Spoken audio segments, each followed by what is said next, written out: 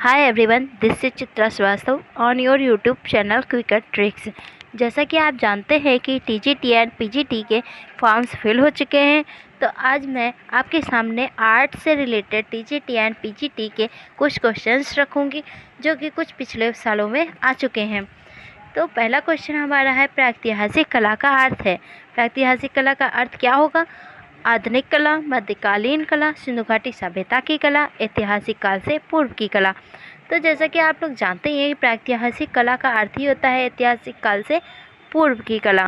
प्रागैतिहासिक चित्रकला, प्रागैतिहासिक कला इतिहास के उस काल को कहते हैं जब मानव तो अस्तित्व में था बट उसका कोई भी लिखित वर्णन नहीं था। तो हम अब एक्सप्लेनेशन से ही समझ गए हैं कि हमारा आंसर क्या होगा यहाँ पर, ऐतिहासिक काल से पूर्व की कला। अब सेकंड क्वेश्चन, प्रागैतिहासिक चित्रों के संदर्भ में निम्नलिखित कथनों में से कौन सा कथन असत्य है? प्रागैतिहासिक चित्रों का प्रमुख विषय विशिकार रहा है। प्रागैतिहासिक चित्र गुफावासियों द्वारा बिना किसी कला दक्षता के बनाए गए। प्रागैतिहासिक चित्रों में दमकता लाल, चमकीला नीला एवं प्रफुल्ल रंग भरा गया। मानव व पशु आकृतियों को बनाने से पहले गुफा की भित्तियों पर पृष्ठभूमि में कहीं कोई रंग की तह नहीं लगाई गई। तो आप जैसे कि जानते कुछ ऑप्शंस देखकर ही समझ गए होंगे कि प्रागैतिहासिक यानी कि बहुत ही टाइम से पहले, यानी कि इतिहास से भी पहले का बात की गई है। तो वहाँ पे रंगों का यूज नहीं होता था, ज़्यादातर हमारे खनिज रंगों का प्रयोग होता था, जैसे खड़िया रंग हुए, गेहूँ रंग हुआ। तो इन चमकीला नीला और इन सब की बात ही नहीं होती, तो ये कलर हमारे नहीं यूज होते थे। नेक्स्ट क्वेश्चन अब चलते हैं हम लोग, फ्रैंको कैंटाब्रियन क्षेत्र किन्हें कहते हैं? फ्रैंको कैंटाब्रियन क्षेत्र के अंतर्गत उत्तरी स्पेन तथा दक्षिणी पश्चिमी फ्रांस की प्रागैतिहासिक कलात्मक गुफाएं आती हैं इसके अंतर्गत। किसके? फ्रैंको कैंटाब्रियन के। तो यहाँ पे हमारा ऑप्शंस कुछ दे रखे हैं। यूरोपीय प्रागैतिहासिक चित्रों का प्रमुख केंद्र, फ्रांस की प्रारंभिक कला का प्रमुख केंद्र, फ्रांस की मिडी क्षेत्र, भूमध्य सागरीय कला केंद्र। तो यहाँ पे हमारा आंसर क्या होना चाहिए? यहाँ पे हमारा आंसर होगा फर्स्ट, यूरोपीय प्रागैतिहासिक चित्रों का प्रमुख केंद्र। चलिए नेक्स्ट चलते हैं। फ्रैंको कैंटाब्रियन क्षेत्र संबंधित है, किससे संबंधित है? हमारे धार्मिक कर्मकांड से संबंधित है, प्रागैतिहासिक कला से संबंधित है, आदिम गति से संबंधित है, मध्यकालीन कला से संबंधित है। तो यहाँ पे हम कुछ एक्सप्लेन पहले कर देते हैं, फिर उसके बारे में बताएंगे आपको। फ्रैंको कैंटाब्रियन क्षेत्र की कलात्मक गुफाओं का पता 19वीं सदी के अंत में चला। इन गुफाओं में दीवारों व छतों पर अंकित चित्रों का रूप प्रागैतिहासिक काल 40,000 ईस्वी पूर्व से 10,000 ईस्वी पूर्व तक की प्राचीन सामग्री सुरक्षित है। यहाँ पर इन चित्रों में अंकित पशुओं का अस्तित्व अब तक समाप्त हो चुका है। इसके कुछ लेकिन हमें संकेताक्षर मिलते हैं।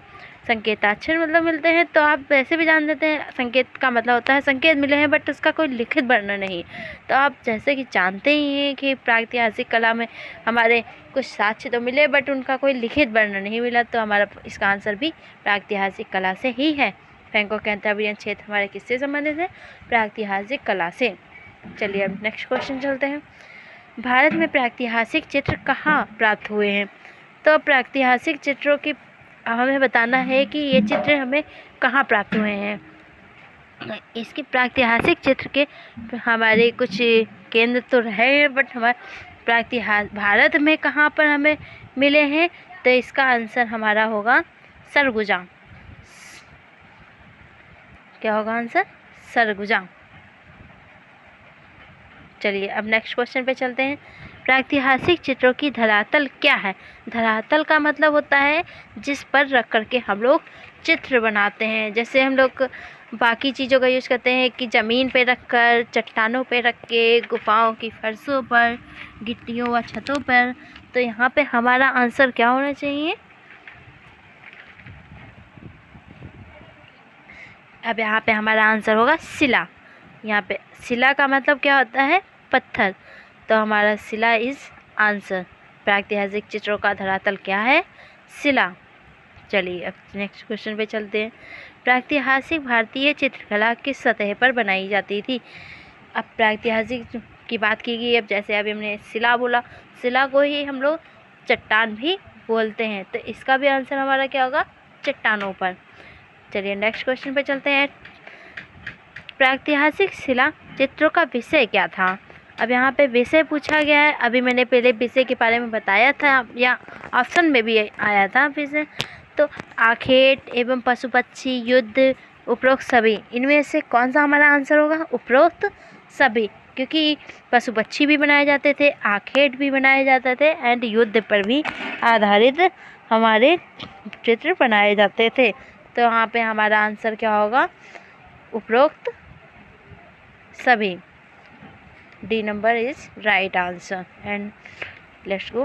प्रागैतिहासिक चित्रों के विषय क्या थे? अब यहाँ पे विषय, प्रागैतिहासिक चित्रों में के विषय क्या थे? तो यहाँ पे इसका आंसर पशु पक्षी मानव तीनों होंगे, क्योंकि अभी मैंने आपको पहले ही भी बताया था कि इसमें कौन कौन से पशु पक्षी, आखेट और ये सब बताया था मैंने। तो पशु पक्षी मानव तीनों ही हमारे राइट आंसर होंगे।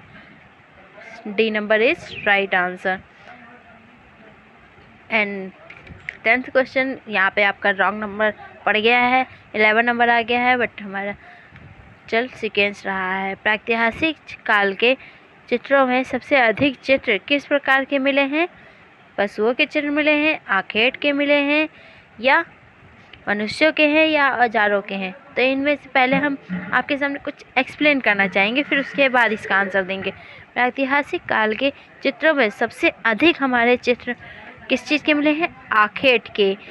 आदिम मनुष्य ने सांभर, महिष, गेंडा, हाथी, बारहसिंगा, घोड़ा, खरगोश, सूअर जैसे पशुओं का स्वाभाविकता के साथ अंकन किया है। यह पशु उसने अपने आखेट में देखे थे तथा उसने इन पशुओं की गति और शक्ति पर विजय प्राप्त की थी। इस कारण उसके प्रमुख चित्रण विषय के रूप में पशु जीवन का आना स्वाभाविक था। प्राचीन लोगों द्वारा गुफाओं की दीवारों पर आरेखन एवं चित्रण के प्रमाण भी भारत में कुछ बाद के समय में आजमगढ़, मिर्ज़ापुर जैसे स्थानों पर मिलते हैं। ये प्रायः आखेटन दृश्य थे, या जो नुकीली रेखाओं एवं कोडों के द्वारा पृथक इकाइयों द्वारा समूह में बनाए गए थे। तो यहाँ पे अभी मैंने एक्सप्लेन किया कि इसका आंसर फिर क्या होना चाहिए? आखेट पर। सबसे ज़्यादा चित्र हमारे कहाँ पे मिले हैं? आखेट में, प्रागैतिहासिक काल में। So thank you for watching and like and subscribe.